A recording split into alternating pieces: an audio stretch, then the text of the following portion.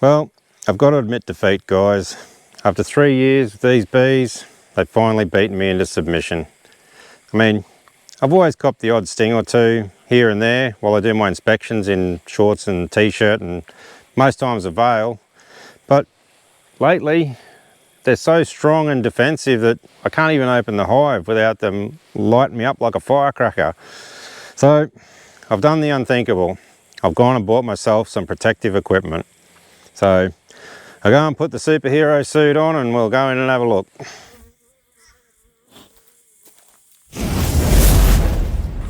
Here we are. No, I don't even have gloves on. Hang on.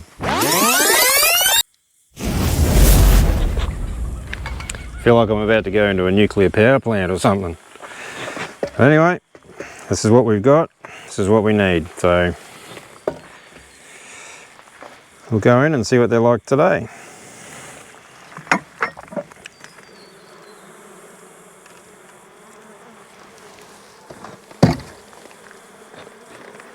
Certainly full of bees. Like I said, these guys are just powering on. It's good to see after so long. You know, just struggling along for ages, and now they're actually making honey. I actually took probably 5 or 6 kilos of honey off this hive about 2 weeks ago, so we'll be able to see how much they've done since then. As you can see, not impressed. And I was doing this in shorts and a t-shirt until they got like this.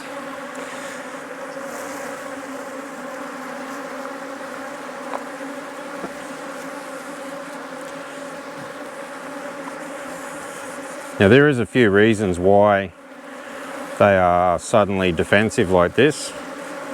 And a lot of them can be managed through different techniques. Most people would probably requeen. I'm not super keen on doing that.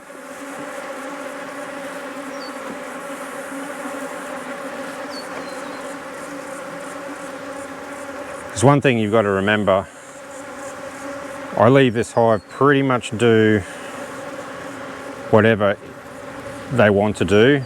And they've requeened themselves, which is probably 4 or 5 times since I got them in 2019.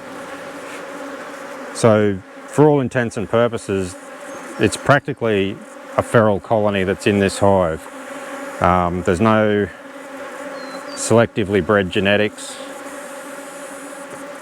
They're not really any different to a wild colony, except they're in one of my boxes.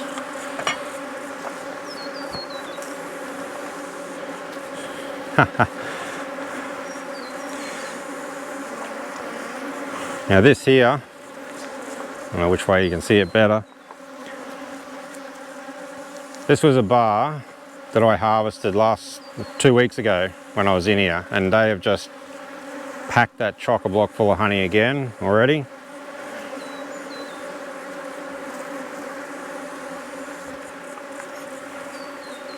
And the next bar is the same by the look of it.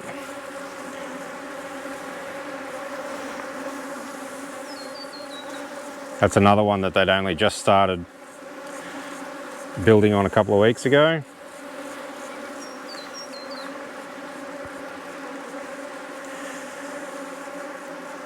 And that goes back to the reason why I don't mind them being a feral colony or having feral genetics. There is anecdotal evidence that some of your more defensive, I mean, some people call it aggressive, but I think it's more defensive, colonies can be better honey producers.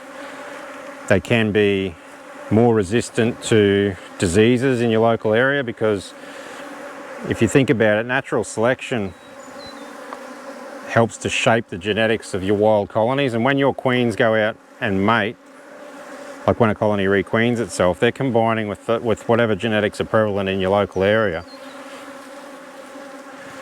There's a lot of pollen on that bar as well. There's also a lot of honey.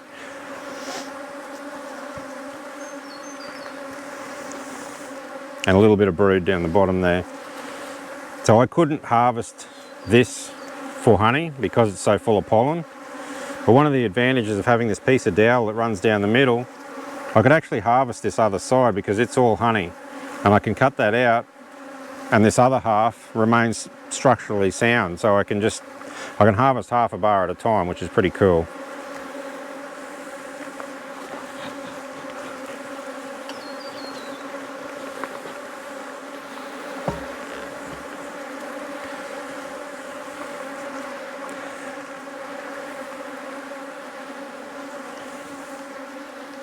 There's a bit of drone brood, a bit of worker brood, tons of honey, they got plenty of honey.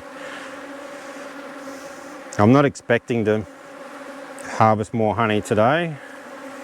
It's more just an inspection and just show you guys what the bees have been like. They have heaps of food in here, heaps of honey stores, heaps of pollen stores, and just a ton of bees,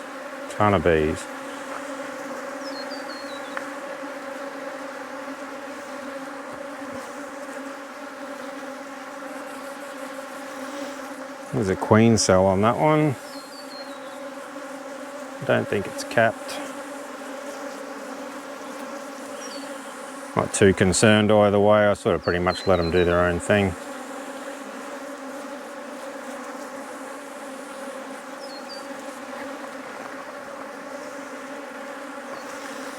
can see that little bit of a peanut looking thing in the middle there. That's a cell that's used to raise an egg into a queen bee. Just because you see one doesn't mean there's necessarily a new queen coming. They do practice them a bit and they build spare ones all over the place.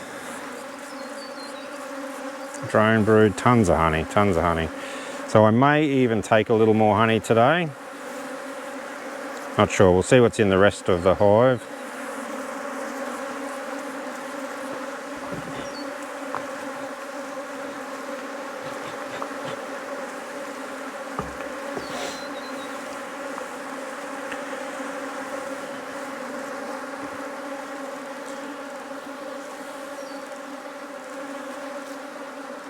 We still have lots of stuff flowering here in the area. Eucalypts are just flowering strong at the moment, so there's no shortage of nectar for them. And there's so much honey on all these brood frames that I'm definitely not worried about them running out of food at all.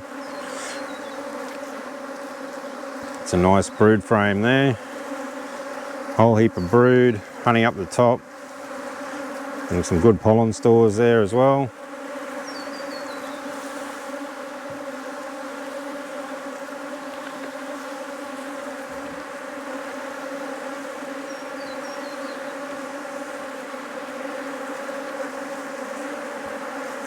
Come on, guys.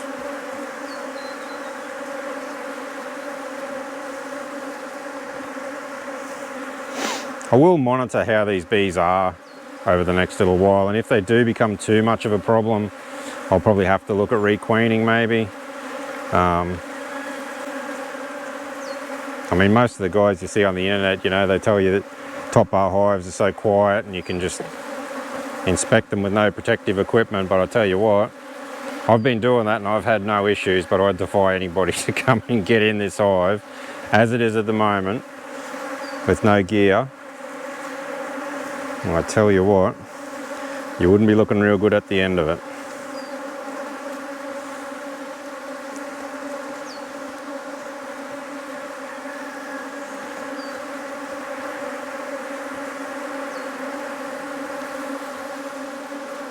Another queen cell.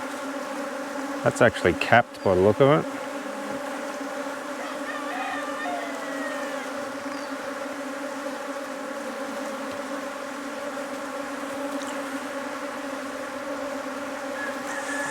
There is a capped, look like a capped queen cell there to me, which means I would say these guys are looking to swarm again very soon.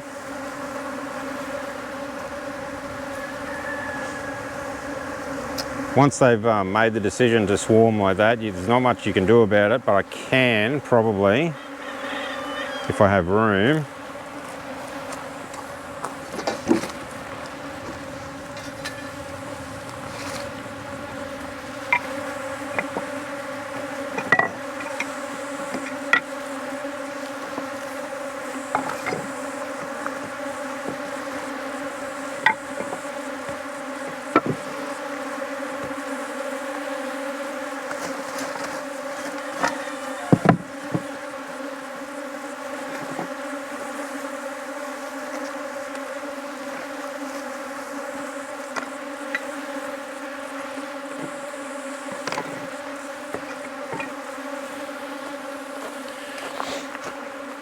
So what I'm looking to do here possibly is take the old queen from this hive, and I've got room up the end of that yellow hive to establish another small colony. So if I take the queen from here, take the old queen from here, and some frames of brood and some stores over, they can just stay over there. They may think they've swarmed, and that may stop the swarm. Then when the new queen hatches out over here, she'll do a mating flight and everything will continue on as normal from here. The only thing you need to be a bit careful of doing that is just make sure that you leave some really new freshly laid eggs in this hive, just in case that queen cell's not what I think it is and not capped, whatever. They still have the ability then to build themselves, make themselves a new queen.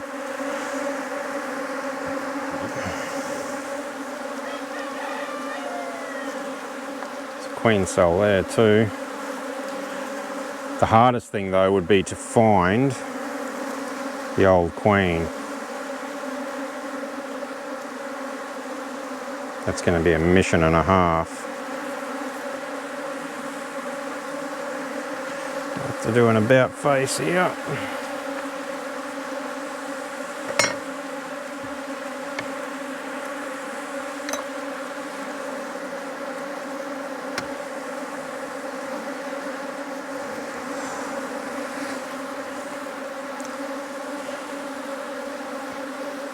That's just a solid bar of honey, that's heavy as.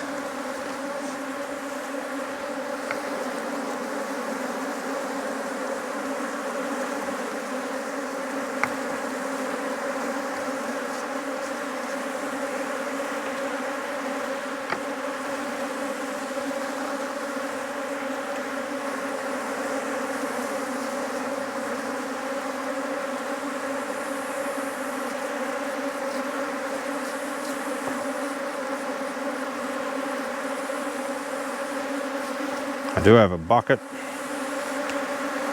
and I will cut that off.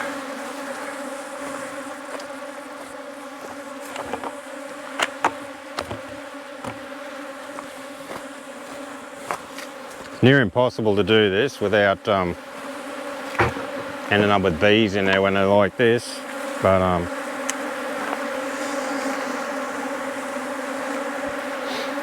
all we have to do, because we've got the bit of dowel up the middle, and we just let it drop in.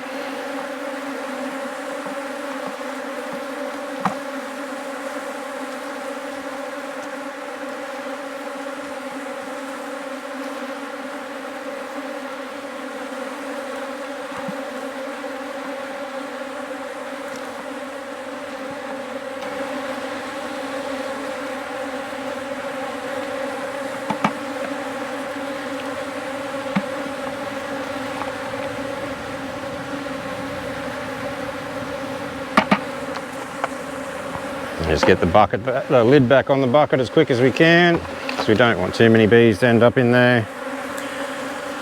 And we can then give that bar back to them, or we can move it up towards the end. I'll just wait and see.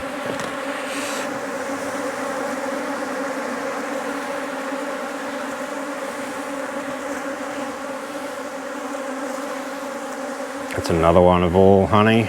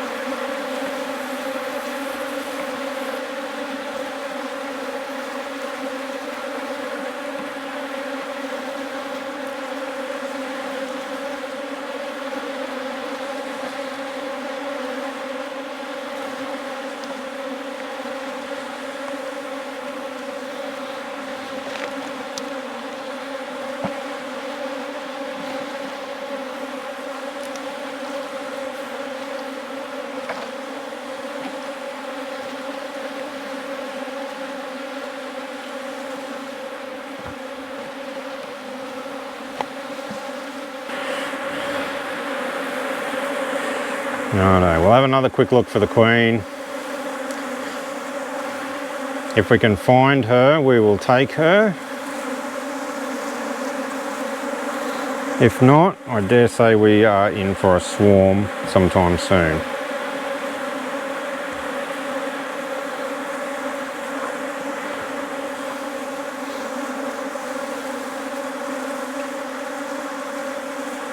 I mean, swarms aren't necessarily a bad thing. It's the natural way the bees reproduce and make more colonies and that, but you're losing bees, so you're losing your workforce that's making honey for you. And they can end up in places that cause people issues, so we try and minimise it if we can.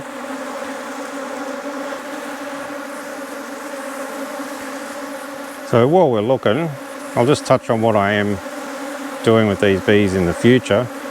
I mean, I'm happy to continue doing things the way I've been doing them with these horizontal hives and just sort of letting nature take its course pretty much. It was good to finally get a honey harvest, and we're getting a bit more again today, which sort of validates the technique, I suppose, because it wasn't looking very good for the first couple of years. We didn't do very well with these guys at all. They just sort of struggled along, but one good season and we're actually getting some return now. I am going to build more hives. I'm not sure 100% whether I'll build another top bar hive yet. There is another horizontal type hive that uses frames that I would like to have a go at. That's called the Layens hive. Very similar technique to the top bar, but the instead of just being a bar that they have comb attached to, they actually do use a frame, and they're a square-shaped box, similar to a Langstroth, but a lot deeper. It's just another type of hive that I would like to have a go at. A little bit more complicated to build, I think. But I think early in the new year, I think I'll have a go at building one or two of those and try and expand these colonies maybe before winter if I get the hives built. I think I'd probably like to end up with, I don't know, 7 or 8 hives here. And if things keep going well, I probably wouldn't mind building a few more and seeing if I've got any people in the local area that would let me put a few hives on their block. Just to make it a little bit more worthwhile to harvest the honey and render the wax. Because that's another advantage of this horizontal type hive and not using an extractor to extract the honey, is we do harvest a lot more wax than we do out of traditional hives. And that's another good byproduct that a lot of people like to use. And yesterday I knocked up a bit of a solar wax melter as a bit of a trial to see how that goes. It's currently down there melting the wax. It seems to be doing a pretty good job so far. And you can then use the wax yourself for candles and lip balms and things like that, or there is a market to sell it if you wish. I mean, obviously I'm not going to get a huge amount off one hive, but as I expand, maybe, you know, who knows. But I'm really enjoying the bees still. I'll tell you what, it's good not getting stung.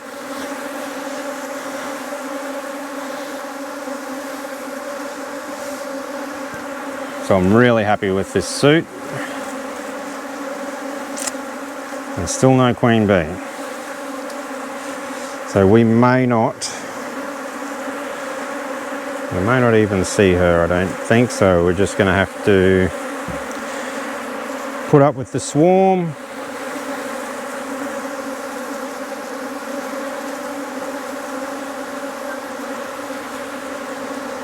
And the lost bees, if I can't catch the swarm before they go too far.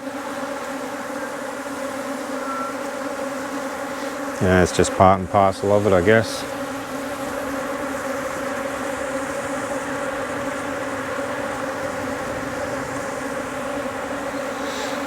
One thing I've been toying with, I don't know if you notice these pieces of ply in here, in an effort to try and make them build perfectly straight combs. I don't know if this is a futile effort or or what, but I've cut these pieces of plywood out.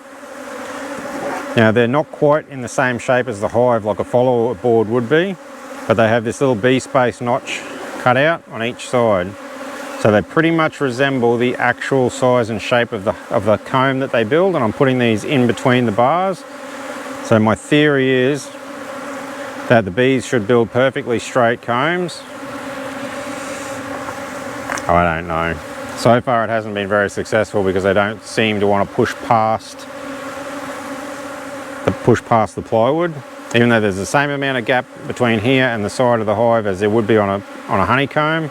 It's obviously not comb, so that makes them not want to push past. I'm not sure, but I am going to persevere with it for a bit longer to see if I can get some sort of success out of that.